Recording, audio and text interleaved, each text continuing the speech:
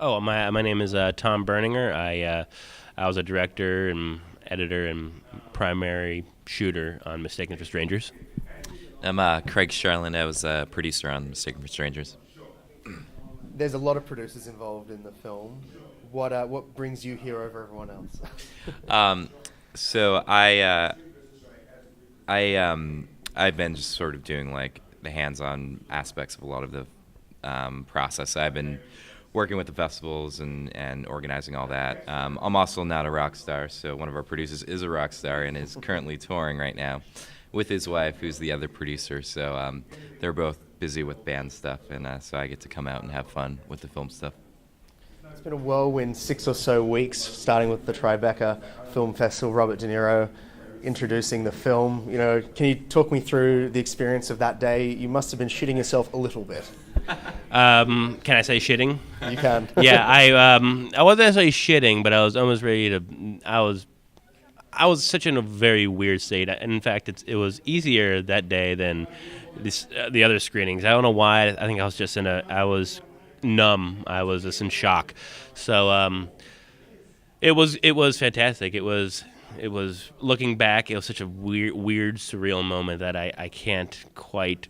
I, I don't know. I look at pictures and video of it, and I'm like that was it. It was a strange, surreal moment, and meeting briefly, but I've been a few times. Robert De Niro and Jane Rosenthal. It's like I can't. I'm shaking that guy's hand. I just don't understand this. It's bizarre. So it was great. It was amazing. It was an amazing night. So. And it's been a few years in the making, and I imagine a lot of sleepless nights in front of the computer editing this thing. Yeah. Can you talk us through a little bit about that process of taking it from, the hundreds and hundreds of hours of footage you must have had to the film we saw?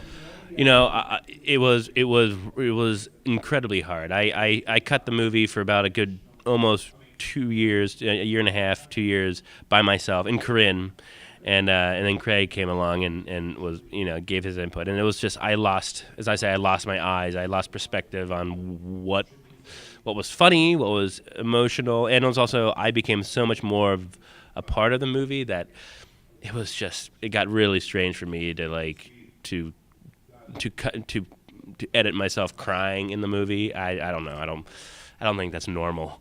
So we had a lot of great editors. We had a few other editors that came on just and due to other prior commitments, they couldn't fully hammer finish it. But we had some great editors come in, and Matt Hamachek was the supervising editor. He came in at the last minute, really helped us out.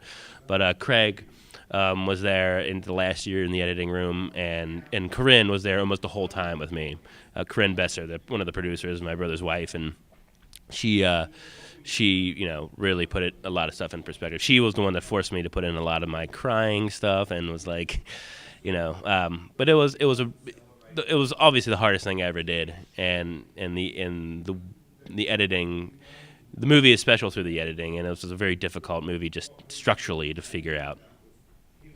And yeah, that's also what made like Tribeca hard. Is like we just had so many versions of this film that we've gone through, and like kind of letting go of it was really hard. We had had so many like feedback screening sessions, and just kind of almost got addicting just to get feedback from the film and understand how to incorporate it and understand what we were kind of going for. But we intuitively knew what we were doing, and I thought, by the end, we all felt really comfortable. But there's always just like such a hard job to like just let your film go out into the world and abandon it in a lot of ways.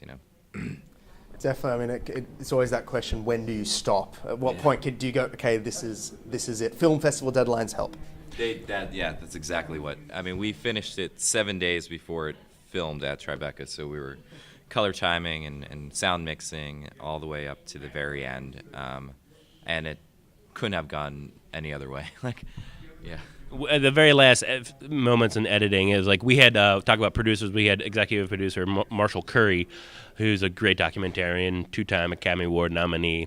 He's been good friends with my brother years before either of them became a documentarian or a rock star, and he really helped kind of